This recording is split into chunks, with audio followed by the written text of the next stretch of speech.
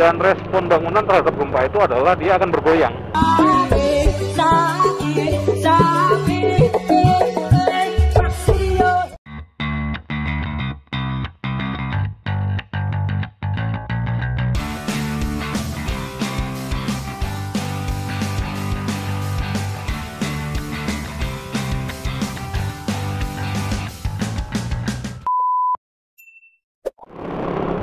Selamat pagi, siang, sore, dan malam rekan-rekanku semua. Semoga kalian sehat selalu dimanapun kalian berada. Amin. Jadi pagi ini perjalanan ke bengkel nih ceritanya. Mau ngecekin si bukir karena ada bunyi yang cukup mengganggu di mesin. Ada bunyi hammering lah, tek gitu. Saya nggak tahu apaan. Kemungkinan sih dari dari klepnya. Kita cek aja. Sekalian mau nyetel per kopling nih, kayaknya perlu diganti karena udah keras banget koplingnya si bukir.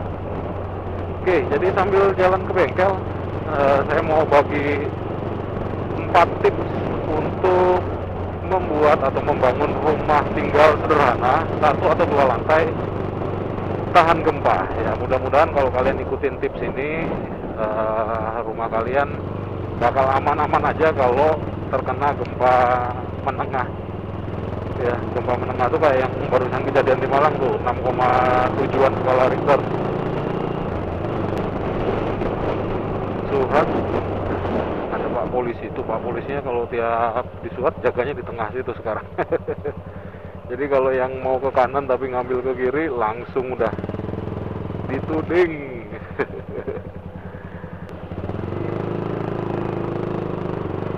Oke, kita lanjut dulu. Mumpung hijau.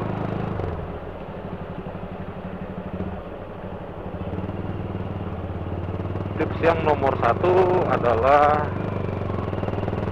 apaan ya? Kita mulai dari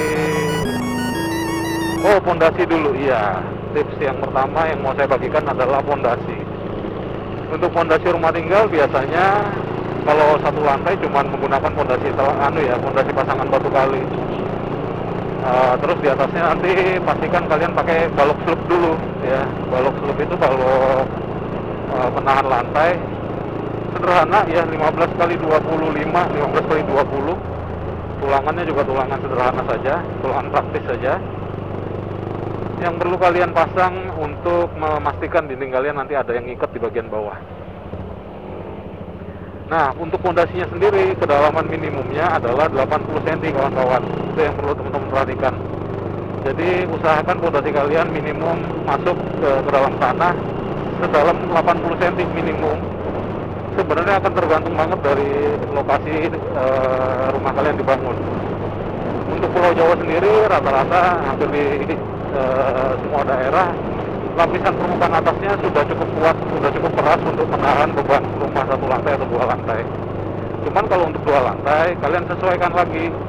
Biasanya harus pakai sepatu atau cakar ayam gitu ya. Kalau orang-orang bilang pondasi cakar ayam atau pondasi telapak dari beton bertulang di setiap kolom-kolom utamanya, kolom-kolom strukturnya. Ya, jadi itu yang perlu kalian perhatikan untuk tips pertama. Pondasinya pastikan berdiri di atas tanah keras dan masuk minimal 80 cm dari permukaan tanah. Oke, kita lanjut ke tips nomor 2. Bangunan kalian harus punya struktur.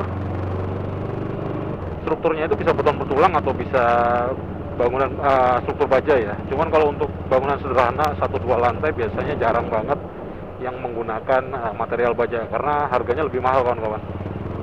Jadi kalau untuk beton bertulang 1 lantai ya paling tidak ada kolom praktis dan balok sloop dan balok ring. Itu struktur utamanya. Kita nggak ngomongin kuda-kuda atap ya. Kuda-kuda atap sekarang yang banyak adalah kuda-kuda dengan galvalum atau baja ringan. Saya udah pernah bahas tuh di video sebelumnya, kalian cek aja. Oke, jadi balok sloop, kolom praktis dan balok ring untuk rumah 1 lantai. Sedangkan untuk bangunan 2 lantai sebaiknya dihitung ya, sebaiknya dihitung dulu strukturnya sehingga kolom-kolom utama nanti penulangannya bisa mengikuti kebutuhan strukturnya gitu, termasuk plat lantainya, balok dan plat lantainya. Nah, yang jelas rumah kalian harus menggunakan atau memiliki struktur. Itu dia tips yang kedua. kita keluar dari gang ini dulu deh. Biasanya lumayan ramai tuh persimpangannya. Ini kalau yang anak Malang atau yang kuliah di Malang pasti hafal jalan ini nih. Jalan favorit nembus dari area Dinoyo ke area veteran, ke area ini ya, Gajayana. Ngelewatin daerah kos-kosan tuh. Oke, tips ketiga adalah menggunakan sistem dinding terkekang atau confined masonry. Dinding rumah sendiri sebenarnya bisa saja menggunakan bata merah dan bisa juga menggunakan bata ringan atau hebel yang sekarang sudah sering digunakan ya. Saya sendiri untuk bangunan 1 lantai atau 2 lantai khususnya rumah tinggal masih lebih prefer untuk menggunakan bata merah karena kekuatannya lebih bagus daripada hebel ya, daripada bata ringan. Apalagi kalau untuk bangunan sederhana biasanya sistem pengerjaannya masih menggunakan sistem lama, sistem konvensional. Jadi dinding disusun dulu atau dipasang dulu batanya, baru kemudian kolom-kolom akan dicor mengikuti ketinggian tembok. Nah, kalau kalian menggunakan bata ringan atau hebel nggak bisa pakai sistem seperti itu ya kawan-kawan. Kalian harus pasang dulu atau buat dulu strukturnya, portalnya, balok kolomnya, baru kemudian hebelnya akan dipasang. Karena hebel nggak punya, menurut saya kekuatan strukturnya, kekuatan untuk menahan bebannya jauh lebih kecil dibandingkan bata merah gitu kawan-kawan. Yang jelas kalian harus pastikan dinding kalian punya pengikat atau terkekang, ada sabukannya gitu loh maksudnya. Dan luas maksimum dinding yang nggak ada sabukannya adalah 12 meter persegi. Itu standar gempanya, standar untuk bangunan tahan gempa. Jadi maksimum luas dinding yang tidak ada kekangannya atau tidak ada pengikatnya adalah 12 meter persegi. Jadi bisa 3x4, maksudnya ketinggian dindingnya 3 meter atau kemudian lebarnya 4 meter, atau misalnya kalian bikin 2x6, berapapun lah jumlah pembagian sabukannya, yang penting luas maksimumnya jangan sampai lebih dari 12 meter persegi, supaya pada saat terjadi gempa tembok kalian itu masih ada yang megangin di arah horizontalnya.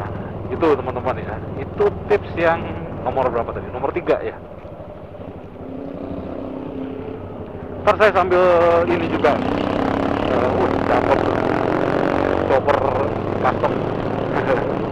Ntar saya bakal tampilin juga foto-foto atau gambar-gambar ilustrasi dari yang saya jelasin tadi. Mudah-mudahan bisa bikin kalian lebih paham lagi yang saya bicarakan.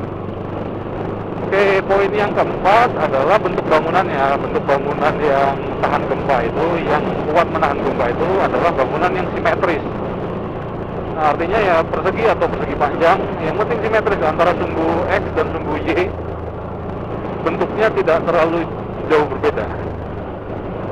Gitu kawan-kawan. Kalau kalian punya rumah yang bentuknya L atau panjang di satu sisi, terus nanti ke sumbu lainnya ada bangunan terpisah bentuk L, bentuk U seperti itu.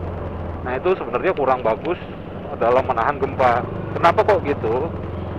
Karena kalau gempa itu kan bebannya horizontal ya, beban tanah di arah horizontal, bisa di sumbu X, bisa di sumbu Y, atau bisa juga kombinasi kedua sumbu tersebut. Dan respon bangunan terhadap gempa itu adalah dia akan bergoyang.